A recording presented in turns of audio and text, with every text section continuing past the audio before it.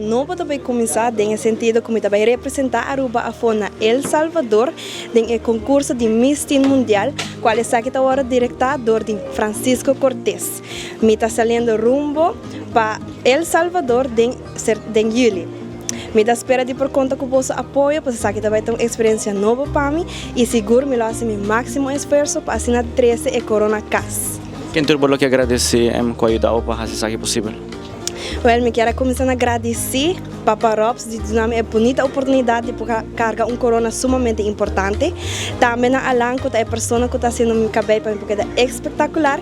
E também a pessoa atrás de bonita make-up na comida Lucy tour evento como está bem na Jetta Pier. Pero seguro na minha maior não, que está para tour me traz e também minha família e meu amigo não, que está ajudando me a fazer isso aqui o possível. Quanto tempo botin está bezig está preparar? Well, preparação a começar desde o momento que eu oro corona como Miss Youth Aruba 2024. Essa aqui é o lugar dia 12 de julho. De maneira como eu oro corona, e acaba a preparação a começar não somente de parte de vestuário, acessório, mas também de parte física e mentalmente. E para assim aqui me pode representar Aruba e demonstrar El Salvador também, full mundo que nós Aruba tem para oferecer.